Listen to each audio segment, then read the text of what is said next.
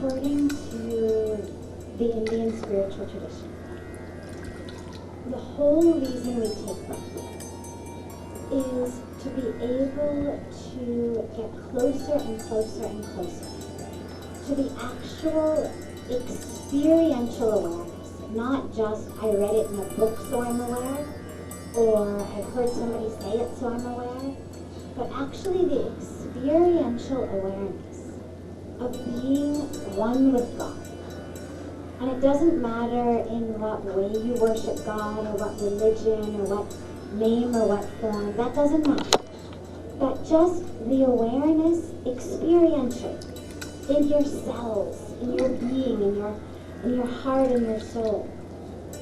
That experience of being one with the divine, of not being separate, of feeling inside you, not just that the divine is something I worship outside, but that same which I worship outside also lives within me.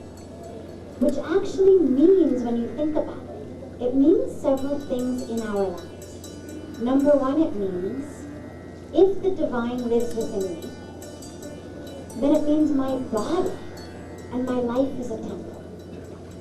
And all the things that we wouldn't do in a temple, or a church, or a synagogue, or a mosque, or gurdwara, whatever our religion is.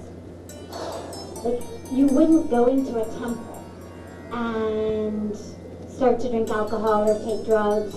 You wouldn't dump your trash in there. You wouldn't fight with somebody. All sorts of things we wouldn't do. And when we understand that the divine lives within us, then that means that our very being is a temple. Which means that all of the honesty and integrity and piety and devotion that we're filled with in our places of worship is actually how we have to live in our lives. But it also means if that divine is within us, then that divine is also within everyone.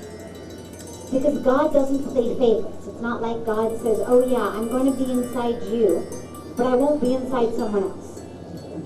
So the minute we have the experiential awareness of the divine within us, we also then understand that the divine is in everyone. And so then that means they are also a temple. And they're not separate from us. Otherwise, we live our lives feeling very, very separate from others. I can cheat you, I can lie to you, I can betray you, because you're separate from me. But if you are me, if you and I are one, then suddenly lying to you, cheating on you, betraying you, hurting you, that's doing it to me. So the entire way that we live in the universe changes.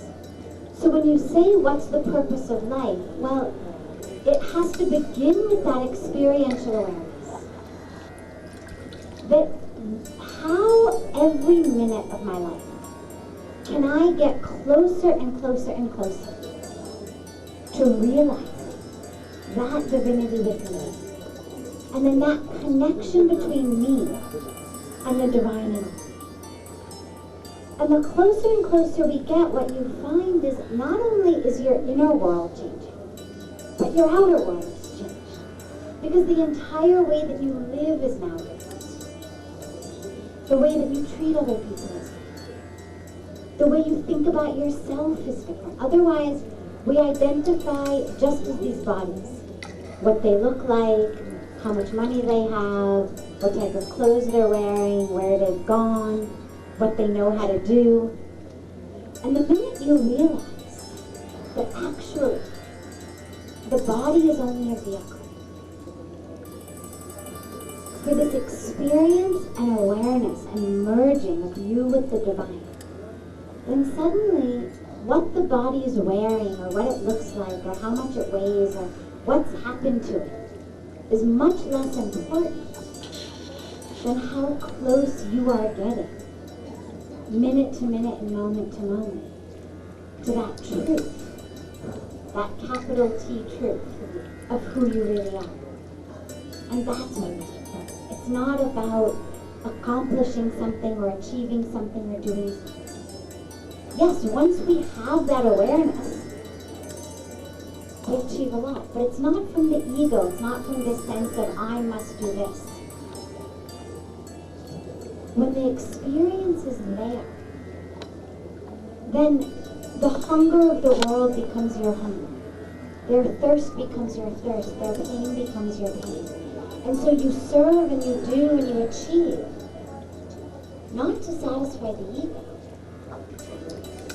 but because you can't live any other way. As long as there are people in the world hungry and thirsty and cold and homeless and uneducated and sick and in pain, there's work for you to do. So the actions come out of the awareness rather than vice versa.